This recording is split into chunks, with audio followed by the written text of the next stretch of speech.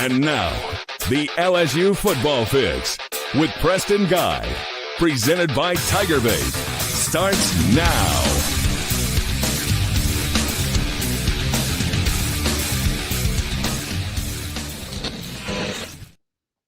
And welcome in to your LSU Football Fix. I'm Preston Guy, staff writer at TigerBait.com. Join with me, as always, each and every Monday at 8 p.m. is publisher at Sports Illustrated's LSU Country. Tonight's show is presented by Celebrity Theaters. And guys, we have a jam-packed show for you where we're going to talk some hardcore on-the-field stuff, some injury updates, some matchup notes. Of course, Zack's very familiar with this Ole Miss team, so he's going to go lead us through his Brian Kelly press conference notes. He's also going to give us an Ole Miss preview. And then we've got, outside of the hard ball talk, we've got some fun anecdotal stuff. Lane Kiffin maybe taking a little shot at LSU in their portal this year. We've got, a mystery relationship drop today, which I guess the comment me and Zack had about it is someone's playing chess, someone's playing checkers. We just don't know who. So very interesting stuff going on and off the field. Meanwhile, on the field, LSU finds itself -2.5 in Oxford, which means on a neutral field, this is essentially a push. So, Zack, your thoughts on the matchup this week as LSU goes to Oxford for a chance to prove it's for real? Yeah, I think the stage is set. I mean, this is a top 15 matchup in Oxford. This is an exciting one. And I love what Brian Kelly talked about today, really, where he was talking about preparing for two quarterbacks, preparing for their up-tempo. For me, Ole Miss is an interesting matchup for this LSU team in a bunch of different ways. I mean, we can look back to last year with Texas A&M where they kind of operated with two quarterbacks. Marcel Reed came in, and this team was kind of confused. So if Ole Miss does elect to do a two-quarterback type deal, it could obviously bring some concern. But for me, man, I love Trinidad Chambliss. I think he's a fantastic quarterback for Ole Miss. This is a guy who's a Division II All-American, and they went out and got him in May, late addition to the team. But Trinidad Chambliss is the real deal. This is a guy who can do it all. So for a lot of people kind of sitting back and saying, well, look, you force him to throw the ball, he'll do that. I mean, he can run, he can pass. He's about as dynamic as it gets. So he presents some unique challenges, Preston. So for me, when I look at this game, that up-tempo style offense is going to make LSU kind of have to stay on their toes and be prepared. This is going to be a fun one. Well, assuming they're both healthy, I mean, you got to play your hot hand, right? You got to go with Trinidad Chambliss, right? Yeah, man, I think you're asking $1 million question, Preston. I think, it's interesting how this will play out because you really look at what Lane Kiffin said today during his press conference, and it was, well, if Austin Simmons is 100%, he's their starting quarterback. So do you actually roll with Austin Simmons here? I mean, I think Austin's a fantastic quarterback. This is a guy who has a ton of upside. He's still young, 19 years old, but he's a redshirt sophomore. So he's been in the system for a while. But nonetheless, he's had some turnover issues here. I mean, during Georgia State, he had 2 turnovers in the first quarter. You fast forward to the next game against Kentucky, 2 first-quarter interceptions. And the thing with Trinidad Chambliss is that he's been keeping the ball in their hands and he's been safe. He has no turnovers on the season, right. 400-plus all-purpose yards throughout both their games to this point that he's played in. So it's interesting. For me, I love Trinidad Chambliss. And I was telling Matt Bruni that in the press conference, in the press box 2-3 weeks ago, just how much I like this guy and how I can't wait to see him get his opportunity. He got it, and so far he hasn't looked back.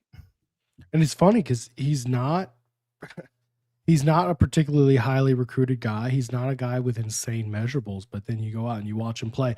He's throwing some dimes out there. I mean, he is absolutely looking like a sharp player. I mean, it's like, where the heck did this guy even come from? Yeah. It's impressive, and I agree with your assessment that I think you need to roll with him. Again, Austin Simmons has 4 interceptions. He has just as many interceptions as he has touchdowns this year. That's not to say he's a bad player, but we'll see. And maybe you need to prepare for both. I think you have to prepare for both. I mean, just remember last year at Texas A&M, man, where Connor Wegman, I mean, they kept him in check. So Mike Elko and company elect to go to Marcel Reed in the second half, and I don't think I've seen the LSU defense be that lost under Blake Baker and company. So, yeah, I think you prepare for 2 quarterbacks just in case, or else you're doomed. And I think Trinidad's a fantastic quarterback, man. I think I think he's going to bring some problems. And like you said, under the radar type of guy. I mean, a Division II player who's finally making his way up to the Division I ranks. His first start is against Arkansas, an SEC foe. So, I mean, look, this is a fantastic player. This is a guy who has not shied away from competition. 6 foot, 200 pounds, can get really, really strong when running downhill. So, a true dual threat guy. I'm excited to see how it pans out. The disclaimer I want to throw out there, comparing this to the Texas A&M situation a year ago, is both these guys don't play distinctly different styles of play like you saw at A&M a year ago. I mean, Marshall Reed came in the game, and that just threw everybody for a loop. I mean, LSU was just not prepared for a read option quarterback. Maybe they should have been, because Marshall Reed was a guy that had played in games already, and you obviously knew the talent was there, and maybe you should have prepared, but their defense just I guess last year's defense was just doing what it could to get by anyways. Yeah, I mean, Blake Baker, we know the type of defensive coordinator that he is. We know what he wanted to do, but he just didn't have the personnel to do it. We've obviously seen what he can do when he has the personnel. I mean, to me, last year's an outlier. I'm going to put that defense in the back of my mind and kind of forget about it. I mean, you look at your secondary play of Major Burns and, of course, Jordan Gilbert, who was playing banged up last year. Let's make sure that that's noted. But the upgrade at safety, the upgrade in the trenches, I mean, it's a completely different team. So you prepare for both quarterbacks. And nonetheless, I think this LSU defense can give that offense fits, but it's fun. I mean, you look at what this opportunity can present. It's two really fun teams in a really fun environment. I want to encourage everybody enjoying the show. Hit that like button, share the show out to your feeds. It always helps with our algorithms. And guys, tomorrow night, I'm going to do a special show. Of course, we missed last week. I'm just going to do a schedule reveal show tomorrow. I figure the SEC schedule is announcing their opponents. Of course, LSU learned its permanent opponents today. And of course, notably, no Florida, no Alabama. LSU does, however, get Arkansas, Texas A&M, and Ole Miss. Zach, any thoughts on the three opponents LSU's getting? Yeah, I was going to ask your thoughts too, but I didn't know if you were saving it for tomorrow's show. I'm a guy, I love the Bama matchup, but to me, I like the Florida matchup more. I know everybody loves what LSU and Bama can present. We've seen it in the past, but I've always been a really big fan of the Florida matchup. So to have that not as one of your permanent ones for the next 4 years, kind of stinks. I'll keep it PG. I'll say it kind of stinks. I love what that matchup is year in and year out. I mean, we've seen the rich history that it presents. So nonetheless, they're going to reevaluate it in 4 years. This is one of those things where these are going to be the permanent opponents for the next 4 years. Sure. They'll reevaluate and switch things up. So maybe they'll go back to the tradition and the rivalries that we've seen. But there were always going to be rivalries that were cut out with this. It's a shame that both of those, though, both got knocked out. So it stinks, but nonetheless, love the Ole Miss matchup. Arkansas is always fun, etc. So intrigued for what that can present next year and for the next 4 years after, 3-4 years after. My thought is you are never going to make everybody happy. There was always going to be a game that you cut out where people were like, really? You're not going to play Ole Miss? Really? You're not going to play Arkansas? Really? This budding rivalry between LSU and Texas A&M, you're going to cut that out? There was always going to be something where somebody was unhappy. And ultimately, my greater take is because of the new format, it doesn't really matter all that much, right? It's not like you're not going to play Bama because there's now rotation. You're going to play Bama every other year. I think a rivalry can exist and thrive being played every other year. And that goes for Florida as well. By the way, I ultimately love this schedule rotation because there's actually rotation. The madness that we've endured for the past 12 seasons, basically since Texas A&M and Missouri entered the league in 2012, it is utter insanity what they have done with this East-West and then one rotating opponent. One? So you're telling me if you draw just a wonderful 7 teams, like you think Ole Miss liked having Vanderbilt as their permanent cross-division opponent? You know what I mean? But that's the thing is if you say the East is down and then you get a weak team from the West, you've got an easy slot. But it's not just 1 year.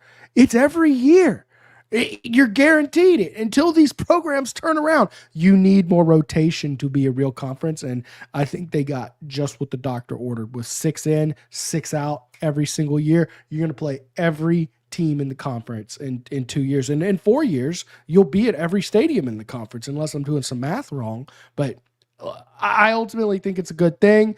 I didn't particularly care who LSU's 3 were because none of them were going to make you happy. So yeah, I'm fine with Arkansas. I'm fine with Ole Miss, and I'm fine with Texas A&M being on there. Doesn't bother me not one bit. It wouldn't have bothered me if it ended up being, Florida and Bama and say Texas A&M or whatever. I'll say this. There's a strong argument that LSU got the more winnable draw. And that's my point exactly, Preston. It's like, I think at the end of the day, we love the rivalry matchups, but you got to go out and win these games too, year in and year out. So you got the favorable draw. I mean, I think that's a pretty objective take, right? I mean, you look at what's on the schedule. I'm not going to say it's easy, which as I say that, a comment rolls in and saying that's an easy 3. I'm not going to sit here and say it's easy just because no one it's the got SEC, an easy man. 3. You never know what's going to happen in the SEC. And there are people getting more resources year in and year out. Things can change over the next 3-4 years. But nonetheless, it's a favorable draw, and that's the way that I'll put it. So I can't complain. You hit the nail on the head when you said you're not going to please everybody. Like, they don't care what you and I think. And at the end of the day, I think LSU's in a pretty good spot moving forward with these 3 permanent opponents. I like it. I can't complain myself. Let's put it like this, though. In our lifetime, the 3 teams that you drew, they've all had really good football teams, no doubt. But if I'm not mistaken, not one of them, let's put it like this, in this century, the 2000s, not one of them has made the playoffs. Not one of them has been a true contender. Not one of them has won a national title. In the SEC, that's saying something, because there's teams like Florida who've done it multiple times. Alabama, multiple times, although we'll see what they are post-Saban, truly. Texas has done it. You get my point of like, arguably these are probably 3 of the weaker draws available. I thought the SEC did a good job, though, looking at everybody's 3. There's nobody that I was looking at with their 3, and I'm like, well, that's a toss-up. That's a gimme. In fact, you might argue LSU got the easiest 3. I was looking at them just now, like as we were sitting here talking, and I'm sitting here thinking to myself, okay, it's Georgia got a pretty interesting draw. They got Auburn, Florida, South Carolina. I mean, I would argue that's tough.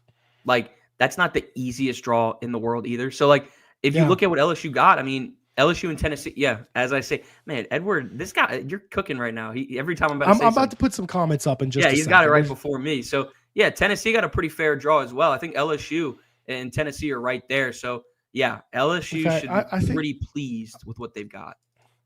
Did the SEC put out a graphic? I'll see if I can put a graphic up there so everybody can see what we're talking about. But, I mean, it's not like anybody drew Georgia, Alabama, Texas either.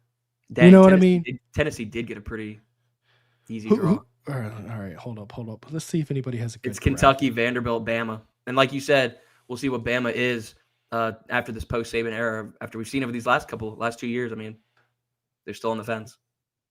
Let me pull up the graphic here so we can take a peek. I know I retweeted somebody's graphic today. Here we go. Here, I'll pull up my tweet I had. Let's see here. Share screen.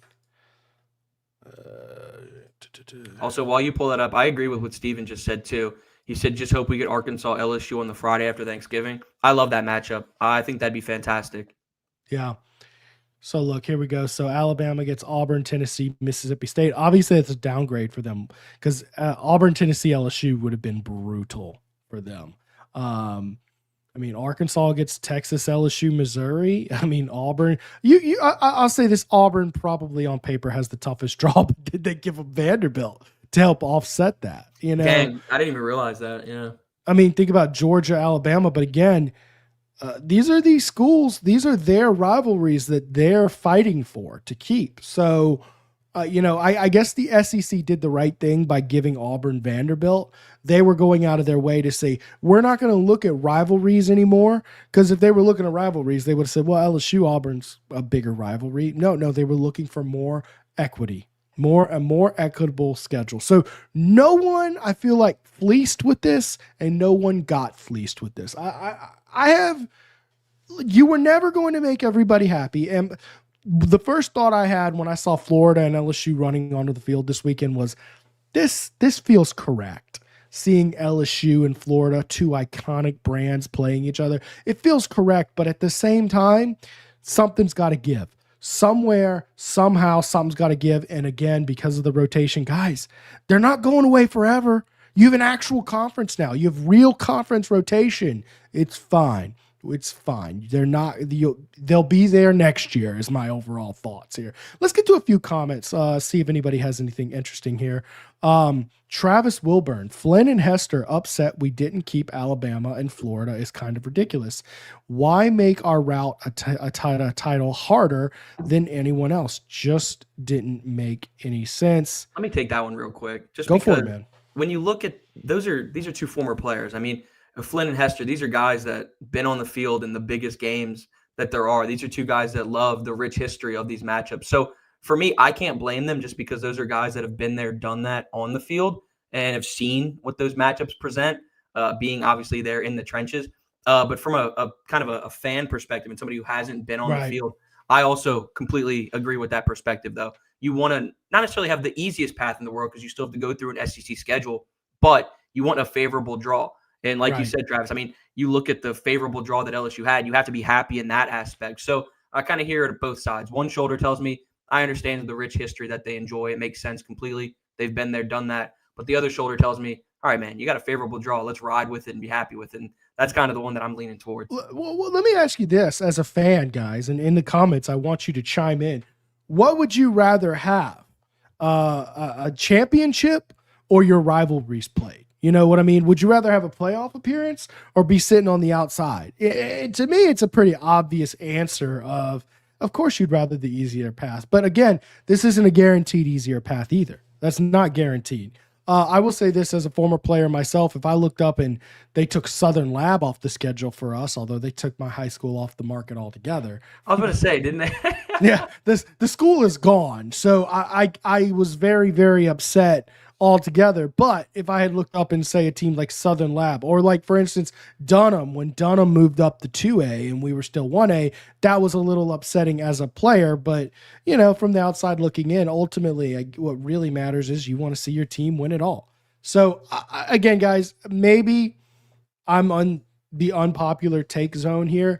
I think the SEC did a good job. I applaud the SEC. I have been very highly critical of the job the SEC has done for 15 years. And I still am very critical of what they do with officiating. But I think with the schedule, yeah, right.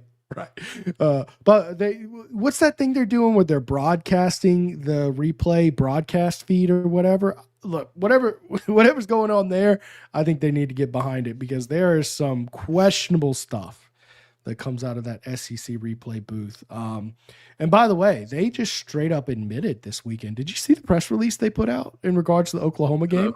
I did. I talked about it post game. I want your thoughts on it. I mean, they were right to come out and put out that statement. I think that you got to admit when you're wrong. I mean, the NBA does it. So that's the thing that I was telling people is when the NBA makes a mistake in their games and it costs a game, I would say that the OU one cost the game. So for me, to come out and make a statement like that is key. So I can't complain at all. I'm glad that they did it. The officiating, in my opinion, though, has been a little bit questionable at times. Panning back to that Whit Weeks ejection against Florida. I mean, that's the one that I'll sit back on the entire year, Preston. To see that happen was ridiculous. But to talk to him post game about it on Saturday night after Southeastern. He admitted, he's like, yeah, by letter of the law, I did it. I loved his answer after because he was sitting there talking about like he prepares for this every single day of his life, and to get it taken away from him on a questionable call was interesting. But to come back to what you asked, I'm glad that they came out and made that statement. It makes sense. We see the NBA do it when they make their mistakes. So nonetheless, admit when you're wrong. They did it, and now we move. Yeah, right. Exactly. But, you know, I don't know that play would have cost them the game. Precisely. Because they would have just moved 5 yards back, and who's to say they don't score a touchdown? What down was it? Do you remember what down? I don't remember. I don't. I think it was first down is the impression I got. But anyways, let's get to a few comments here. Edward O, our 3 permanent opponents are border states, something that hasn't been mentioned. And that it is more broadly than that, geography played a strong role in all of this. I mean, there's not a ton of just wide traveling going on. I mean, let's look at Florida, South Carolina. That's just, just north of them, just a little bit. They're Auburn. That's, a state west. And let's see. Oh, what am I saying? Auburn. Florida is Georgia, South Carolina, Kentucky. That's all in their neck of the woods there in the eastern part of the SEC. Okay. I'm sorry, guys. I'm reading the graphic and I'm just getting miscombobulated with the teams. It's like a matrix in my head here. Missouri, they get Arkansas, Texas A&M, Oklahoma. Geography played a role. Equity played a role. Fairness played a role. And rivalries played a role. Like they preserved the oldest rivalry in the South, Georgia and Auburn. That's preserved. The Iron Bowl, preserved. Alabama, Tennessee, preserved. The Egg Bowl, preserved. Okay, so I think they did the best job possible. And look, I'm not going to say someone called him a layups. Was it Edward O again? Let's see here. Someone called. All right, yeah. Edward O's been cooking, man. He's been getting some good comments. I hate A&M, Ole Miss, and Arkansas. Layup is nice. It's not a layup. It's not a layup, man. It really isn't. I know Arkansas is having some trouble with their program, but I mean, Ole Miss is a great team, especially under Lane Kiffin. And A&M with their money. I mean, that's all. Those are going to be tough teams, but this is the SEC. Everybody's going to be a tough team. Everybody's going to be a tough team. I'm going to get to a quick ad break here, and then when we come back, I'm going to get Nagy here. Did you have anything more on your Ole Miss preview, or did you already get to most of that? Yeah, I mean, man, when I'm looking at this Ole Miss team, I think they present a ton of different problems. It starts with the up-tempo offense, and that's what Brian Kelly hit on today. Really just talking about that's going to give them some issues. Another thing that he talked about was obviously Lane Kiffin, like the Lane Kiffin effect. And I think that's going to be just, to me, one of the biggest storylines of the night is Blake Baker going up against Lane Kiffin's offensive mastermind. I think that's going to be so intriguing to watch and see how they can kind of divvy things up. But just when I look at the team overall, Preston, it's an up-tempo offense that's fun to watch, a ton of new weapons on the outside. I mean, we talk about what LSU did in the portal, but what Ole Miss did in the portal needs to be talked about too. I mean, they revamped their entire receiving core. They went out and got Harrison Wallace from Penn State, Stribling from Oklahoma State, I mean, so on. So they went out and got some big-time pass catchers, Caleb Odom from obviously Alabama. So they revamped that offense in a big way. Defensively, it's a completely revamped secondary, not a single returning defensive back from a season ago. So they're still trying to find a groove there. But defensive coordinator Pete Golding is one of the best in the business, and there's a reason why he gets paid a handsome salary. So just the game itself is going to be extremely fun to watch on both sides. It's going to be fun. That's the key word that I keep using is because it's going to be hard to gauge it. I like how it's a quote-unquote pick-em at this point when you look at the home field advantage and all the other aspects that come into it. But this is going to be a really good one, Preston. It's a fun offense against a strong defense. Going to be a really good one. Very, very much so. Looking forward, especially to see what a dynamic athlete like either of those quarterbacks can do. Trinidad Chambliss is the truth. I mean, he's the absolute truth. So you're not pumping the brakes on this at all. You're full speed ahead with Trinidad Chambliss. No, I think if they roll with Austin Simmons, it's a more favorable draw for LSU. I think we've seen turnover issues from Austin Simmons so far. I mean, you look at both games that he started this year in week 1 and week 2 against Georgia State, 2 interceptions in the first quarter. Week 2 at Kentucky, 2 interceptions in the first quarter. There's some questionable kind of issues from a consistency standpoint. And then you look exactly what Trinidad Chambliss has done. And he's played clean football, not a single turnover. And he's moving up from the Division II ranks to the Division I ranks where he's going against SEC opponents. I mean, he's been clean, 400 all-purpose yards in both starts. He's been fantastic. So I'm a huge fan of what he can do. Like, I think Trinidad Chambliss is the truth. But now the competition level rises. He hasn't gone up against a defense like LSU in his entire life. So we'll see if Blake Baker can give him some problems. But he's a really good quarterback. I don't want to sit here and gas him up too much. But I definitely think that if it comes down to it, he should be the starter for them in week 5. Guys, if you watch this show, you know for the last 4 years, this show is brought to you by Celebrity Theaters. They make everything we do possible. And of course, you'll know they are Louisiana's only locally owned and operated theater with locations in Baton Rouge and Ruston. And guys, for years, they've been committed to providing a total family entertainment venue to its patrons. Because they're locally owned and operated, there's just a few things you're going to be guaranteed to see, like a clean facility, better pricing, superior customer service, state-of-the-art technology. The Baton Rouge location has an arcade featuring over 50 games, making it the largest in town. They've got a full bar featuring beer, wine, and frozen drinks. And of course, they have those leather reclining seats, the Dolby Atmos 3D sound system.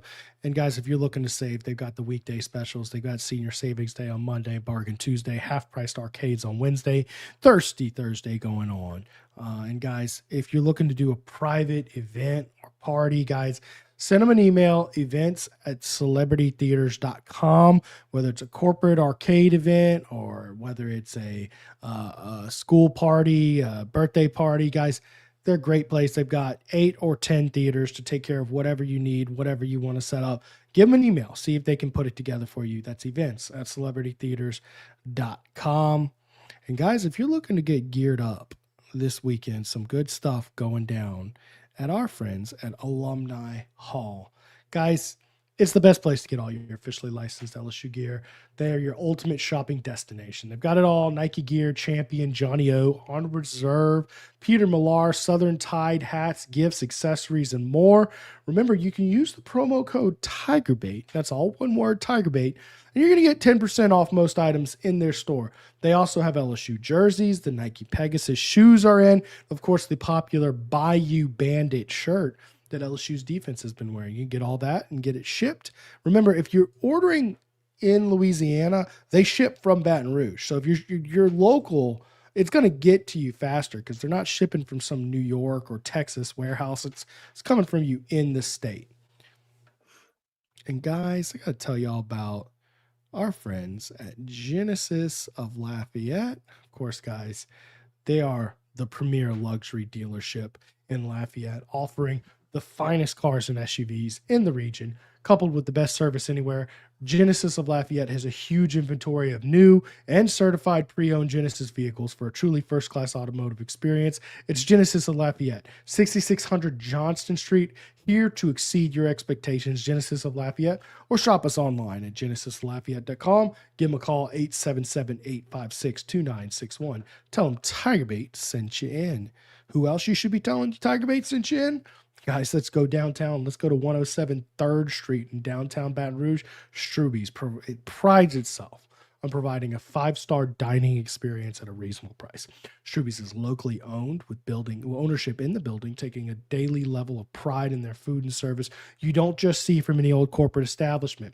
Struby's features a full menu of specialty meats, including USDA Prime Black Angus steaks, 100% certified Wagyu New York strip. And for those looking for things outside of red meat, they offer items such as the dry-aged pork chop, black truffle lobster pasta, redfish, and plenty more.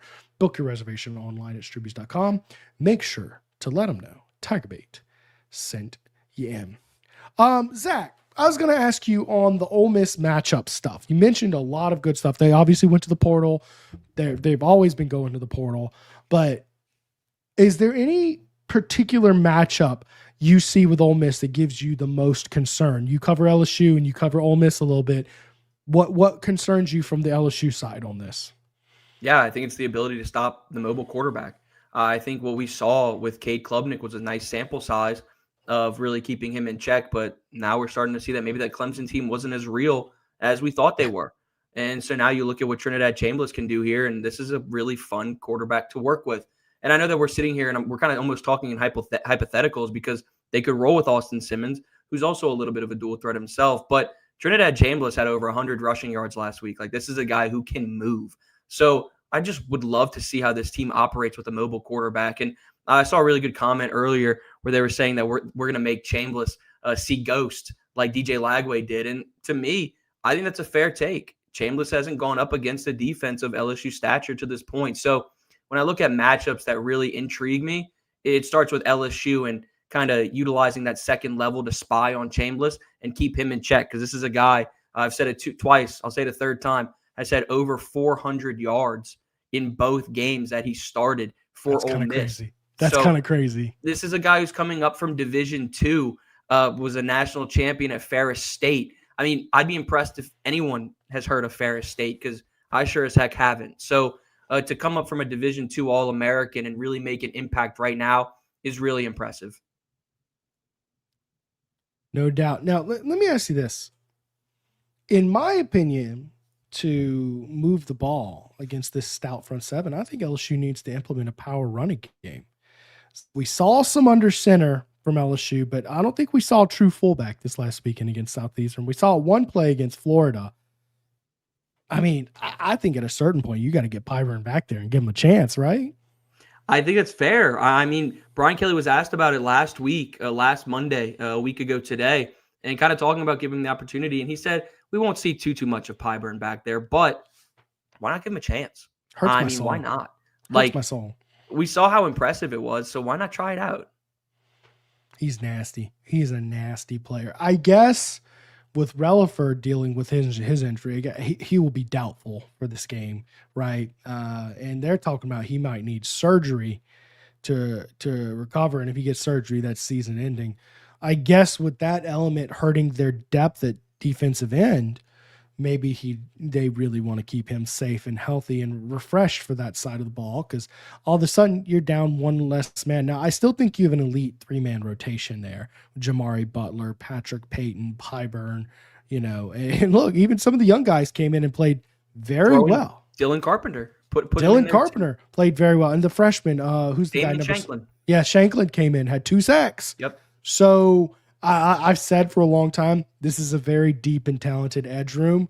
The good news is about that Relaford injury is it's the group that could withstand it. But part of why that group was so stacked is because of how good Relaford was. Yeah, I mean, you're right on the money. And somebody, I forgot who asked it today. I wish I could give him a shout out, but somebody asked about Patrick Payton today. And I thought Brian Kelly's answer was fantastic, because when you look at Patrick Payton's numbers, they don't jump off the page. Like, this was your top transfer portal signee. This is a guy who was just so coveted in the portal, a top 5 overall guy, and LSU got him in the blink of an eye, which is awesome. But nonetheless, you go out and get him, and you expect him to have eye-popping numbers, and they don't jump off the page, but his impact in the trenches is so significant. So I thought Brian Kelly's answer today was really, really good. I had it quoted. I can't quite find it, but man, his answer when he was talking about Patrick Payton was really just talking about his unselfishness as a player. So I love the rotation that they have at edge. It's hard not to. I mean, that's the most casual take in the book, right? But when you look at Pyburn, like you said, Jamari Butler, Patrick Payton, Dylan Carpenter, maybe even throw in a true freshman. Why not put him in the fire in Damian Shanklin? He was effective when you needed him. It was an inferior opponent, but still, he looked the part out there for this team. So if there's a position group that you could afford to lose a body in, it's the edge room, like you said. Yeah, for sure. It's your deepest group. You don't want to lose any player as good as Gabriel Relaford, but yes, that's the one. I'll say this, Jamari Butler is another player who's had an impact, but it isn't showing up on paper. And here's the deal about defensive stats, okay? A lot of people are like, oh my God, this guy had, 25 tackles in this game. What a beast he was. But a lot of times you got to understand, you're beefing up these defensive stats because you were on the field longer, because you had more plays on defense. Okay. So one of the things that stands out, Tyrann Mathieu, that incredible season he only had about 75 tackles in 2011. That's not like you've seen guys with 150 tackles, but the thing was that defense was so good, they got off the field. You know how many defensive plays LSU had against Southeastern this weekend? How many they have? 46 defensive plays. Jeez. So, right. So you get what I'm saying. It's hard to accumulate. What, are you going to get tackles on half the plays? That's what you would have had to do to have a 20 tackle game. To get a 10 tackle game, you would have needed to get a tackle on 1 out of 4 plays. And with 11 men on defense, you start to see how these stats aren't necessarily going to show up because the defense has played so well. They're getting off the field. They're getting out of there. 3 guys get a tackle and they're done. That's what 3 and out is. Well, that's what it was with Shanklin. I mean, dude, he had 2 sacks on 1 drive. Like, he was effective as heck when he was in. I'm trying to keep it PG. I mean, he was effective as heck when he was in there. So you're right. I mean, 46 defensive snaps is pretty ridiculous, by the way. It's very low. It's very low. You typically will see anywhere about 60 to 65 is usually a pretty good defensive performance. 46 is just sheer dominance. So that's great. And how much of that came like with the scrubs in the game? You know what I mean? The starters probably played 35 snaps or less. I mean, because the starters were effectively pulled out midway through the third quarter, and then they ripped off a big long drive for a touchdown. So again, a lot of the lows. Your leading tackler had 4 tackles against Southeastern. Your leading tackler. So yes, the stats are coming up. So, and to your point, the fact that in 46 plays, one player got 2 sacks. That's darn near an anomaly. But yes, that's just my overarching point there. Let's get to a few comments here. We haven't had too many comments tonight, but let's rip some off and get to talking about it. And then I guess we'll get to some comments. We'll get our final ad break, and then we'll get to the silly off the field drama. Fair. I know everybody wants to talk about Whit Weeks and Lane Kiffin taking jabs, but we'll get there. Let's see here. Said it on 104.5 ESPN at the end of last season. Johnson would find the field. He's talking about Jawan Johnson. He looks like he's found his home at running back, right? He has, and I had the opportunity to talk to him last Tuesday where he said this is it. Like, this is where he wants to be. He wants to play running back for the rest of his college career. It seems like he's found his bread and butter. I mean, no need to talk about the history of him, but from going as a defensive back to a quarterback, to a running back, to a quarterback, to a running back. I mean, this dude's just done it all since he's been in Baton Rouge. I think he's found his bread and butter here. Somebody commented that he's LSU's best kind of in between the tackles running back.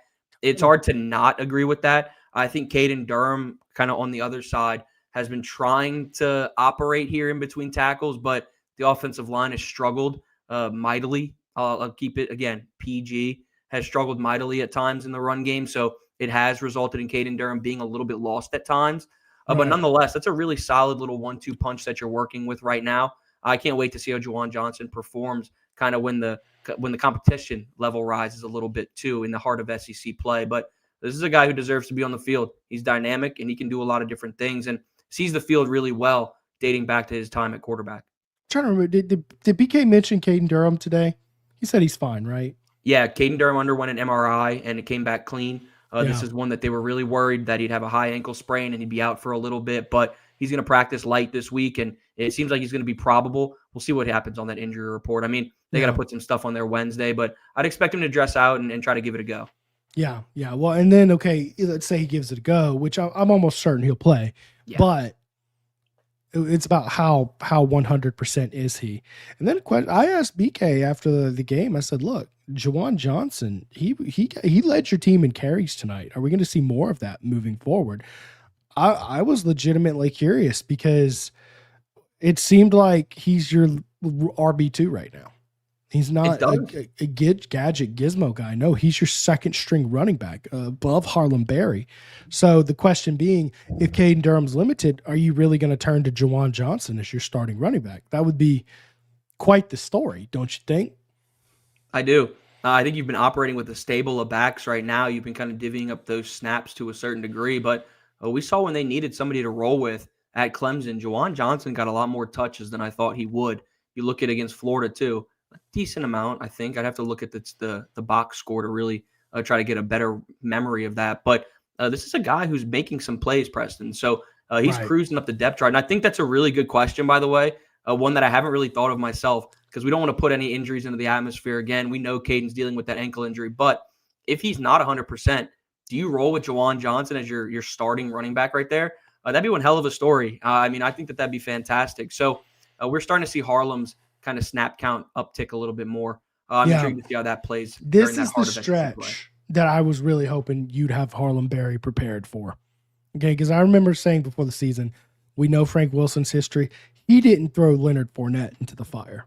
Okay, he doesn't like throwing true freshmen into the fire. Harlem Berry was never going to be getting a ton of he was never going to get 15 carries against Clemson. That was never going to happen. Okay. But this is the stretch I really would like to see. He's shown me some flashes, I mean, he can make some things happen when there's nothing there. I like what I've seen out of Harlem Berry. I think you do have to get him in some space though. I don't think he's your in between the tackles back there, but hey, impressive job they've done preparing these backs. I mean, they've dealt with a lot of turnover. JT Lindsay, Trey Holly doing their thing, and Caleb Jackson. disappearing essentially. It's very sad what's happened with Caleb Jackson and just not being able to perform the way we all thought he would. But I mean, the fact that they've just been able to go next man up and get, Jawan Johnson looking as good as he has, Harlan Berry doing his thing, I think they're good. Now, on the flip side, the running lanes have been atrocious, but I do think the running backs themselves are, for the most part, doing a good job. I don't think it's their fault that they haven't been able to run the game. Well, speaking of the run game, I gotta ask you this before we kind of you're gonna make me sound like a negative Nancy. No, I gotta ask, man. Like, we've seen struggles in the trenches, primarily at one spot on the O line, and that's gonna be at the right tackle position. Ooh. If you're Brian Kelly, we know that he gave a little bit of that coach speak today, where he said, it's Weston Davis's spot, and this is one where there's not really a position battle brewing, but they could see other guys rotate in and out. What do you do? What would you do if you're looking at that right tackle spot? Do you flip DJ Chester over there? We know that he's out for the first half this week because of that bogus targeting call. But again, do you rotate DJ Chester in there more and try to ease him in? Do you give Carius Kern a little bit more run? We saw at the end of fall camp him start to really get some rotations in there, first team reps, more importantly, to try to light a fire under Weston Davis a little bit more. But he's struggling, and he struggled against FCS opponents too. I mean, it's been a challenge. So what would you do at that right tackle spot if Preston Guy had the headset on and if he had the opportunity to make that decision? Well, the pass pro struggling is problematic, right? Because you got 4 guys who are blocking very well in pass protection right now.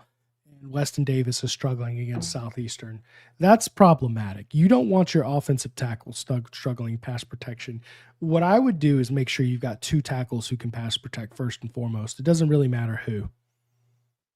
If it's DJ Chester, if it's Josh Thompson, it doesn't matter. You have to have your 2 offensive tackles doing good kick slides and getting into good pass sets, because that's just so pertinent to your production. Okay. So would you think about sliding Josh Thompson over to right tackle? If he can do it, I don't know if he can play right tackle or not. He did a little bit at Northwestern, but it was a small sample size. Right.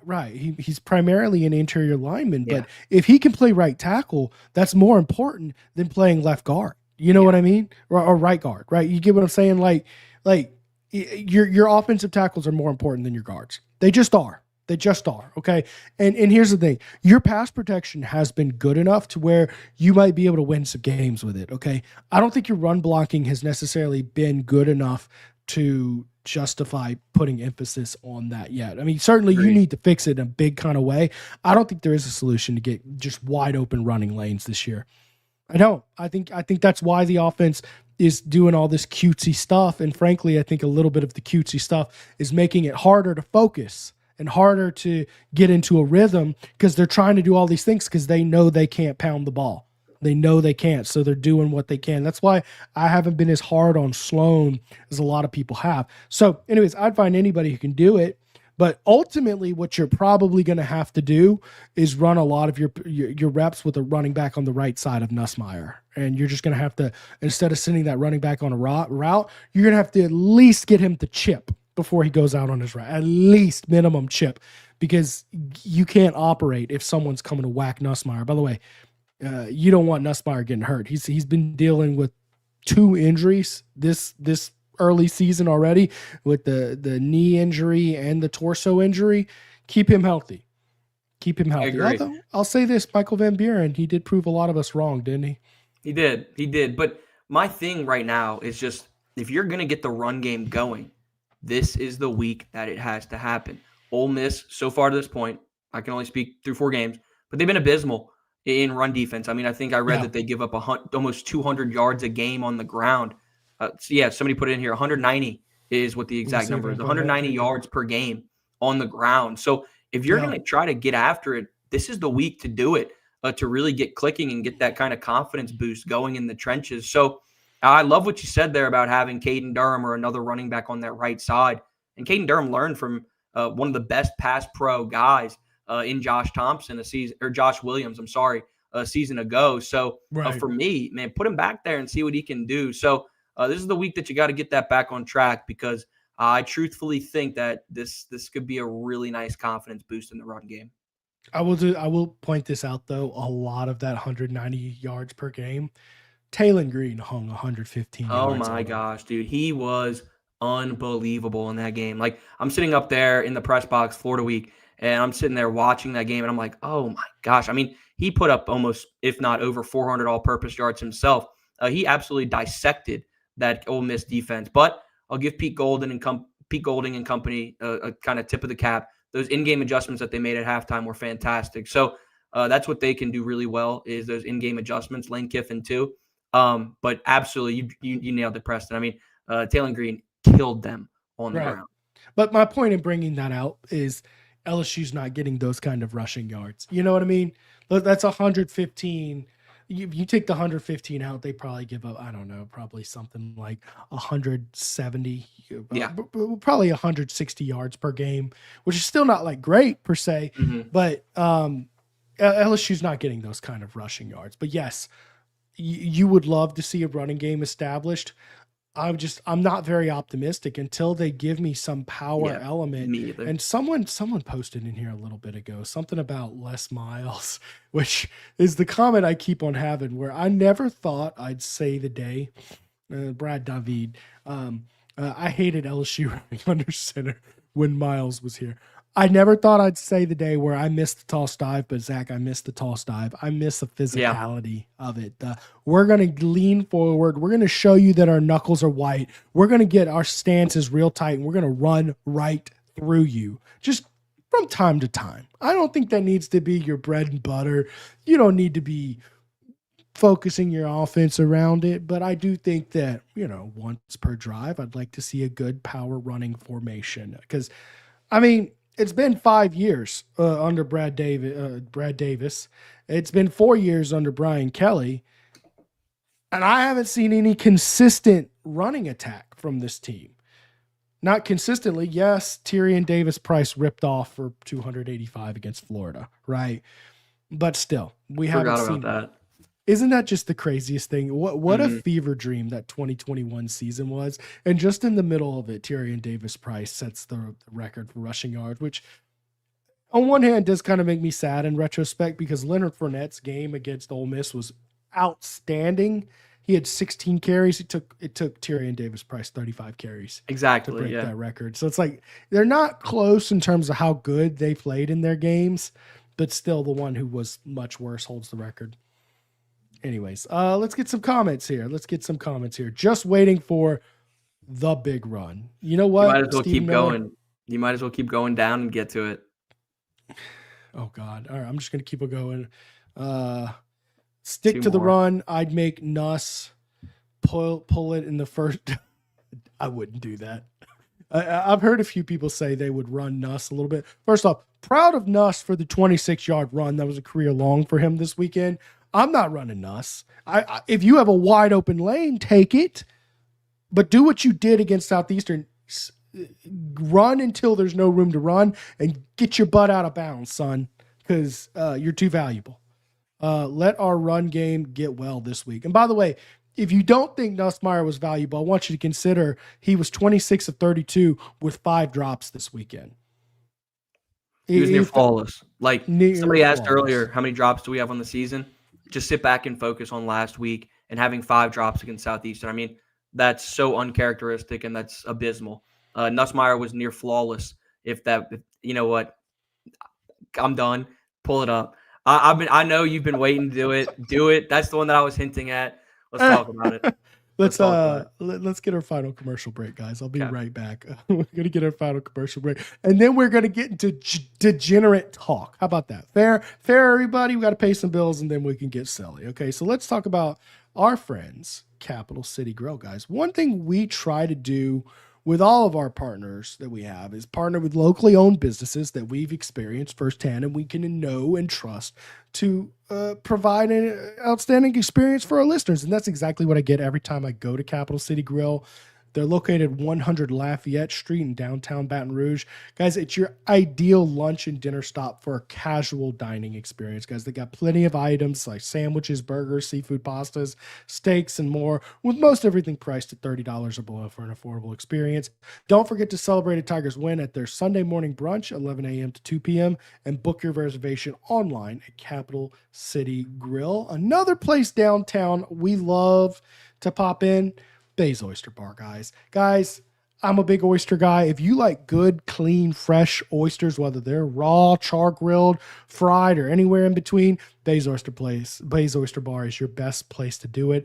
Located 315 North Boulevard in downtown Baton Rouge. They've got the fresh farm-raised oysters from Grand Isle. No mud, no grit, just clean, delicious flavor. Swap in boiled shrimp or try their turkey brie and bacon sandwich, or even a classic roast beef po' boy if you're not interested in oysters, or if you are into oysters and you have to drag a non-oyster person out, like I always have to. They've got you covered, guys. Bar completely fully stocked with top-notch bourbon, whiskey, and craft beer. Don't miss out on Baton Rouge's newest oyster spot, and make sure to let them know that TigerBait sent you in. All right, guys. Whether you're in Tiger Stadium tackling Monday morning or whatever life throws you, Rejuvenate Medical helps bring your A game. Testosterone peptide therapies built for men who want more out of life.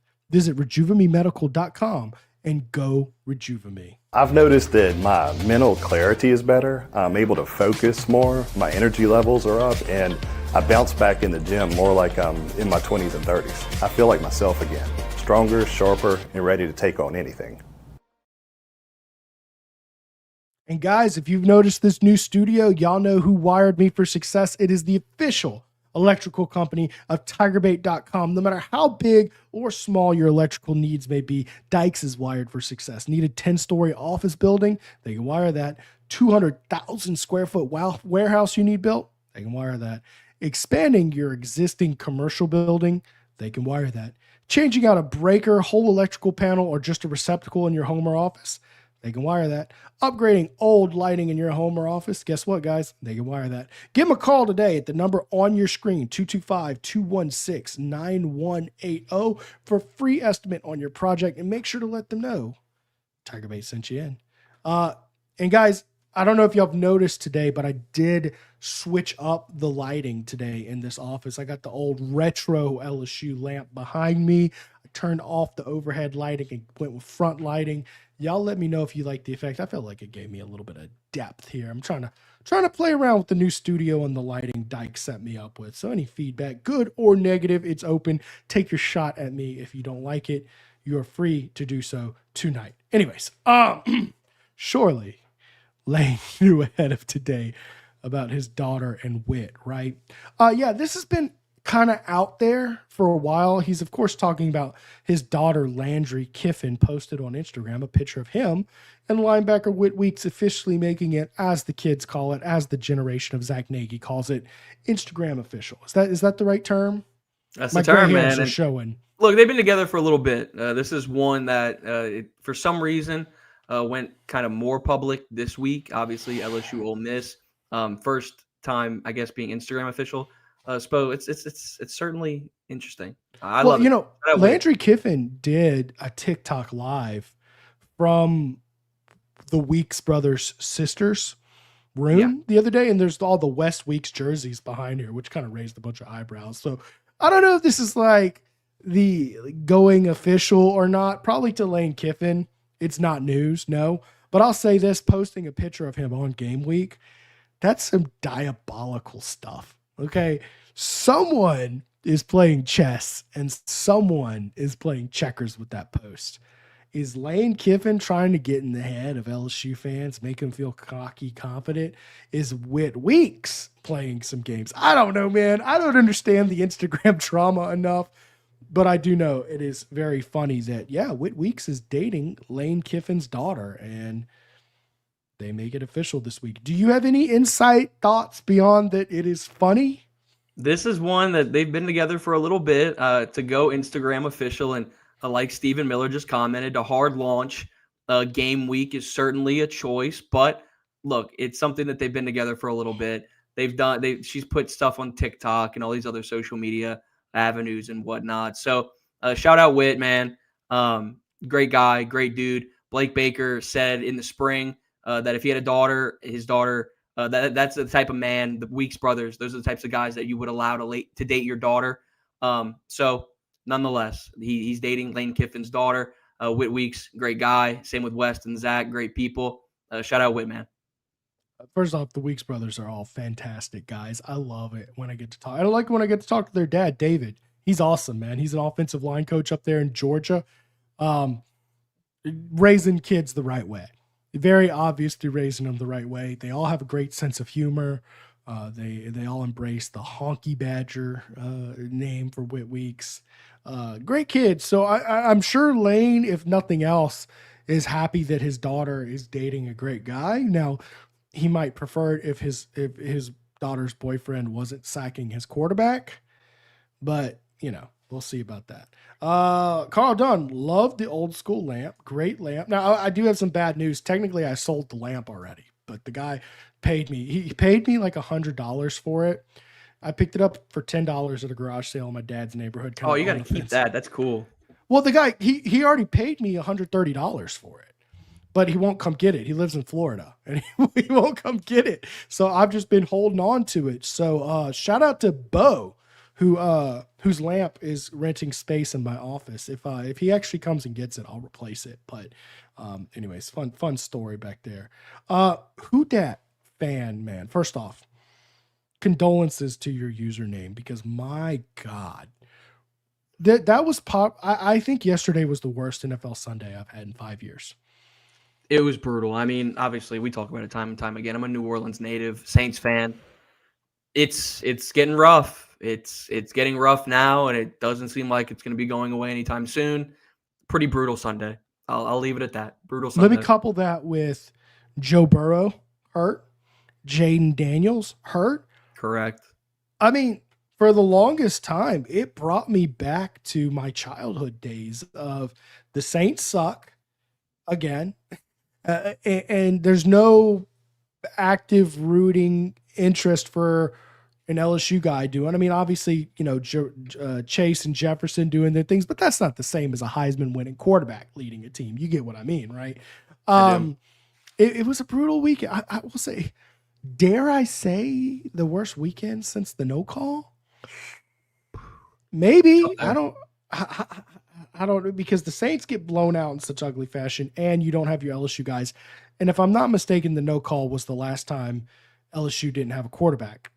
And then if Burrow's been hurt, obviously 2.5 seasons now. But anyways, all that, correct me if I'm wrong, but what an awful season. So feel bad for you. But yes, Juwan Johnson in the Wildcat. Now, Van Buren, you saw he was a dynamic athlete. I don't know if he's dynamic enough to run a Wildcat type offense, but Juwan Johnson certainly is. I would like to see in goal line, but correct me if I'm wrong here, Zack, but they're transitioning him into a full-time running back role. They installed that Wildcat formation and took it out because they said he's too good at running back.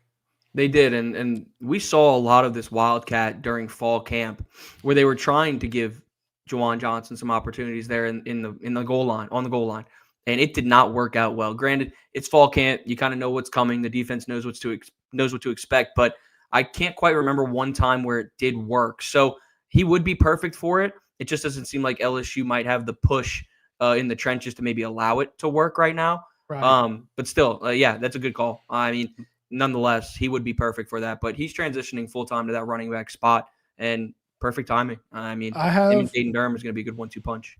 I have the perfect trick play for the goal line. Okay. What you got? Instead of having your quarterback step back 5 yards, walk him up 5 yards, have him put his hands under the center's butt, and just give the ball directly to him. Behind him, about 5 yards back, where the quarterback was, put the halfback. But in between them, put a big bruiser, right? Like a Jack Pyburn. Like Pyburn, yeah, exactly. Right, exactly. And have him run in front and be like almost like a lead blocker, whatever, something like that.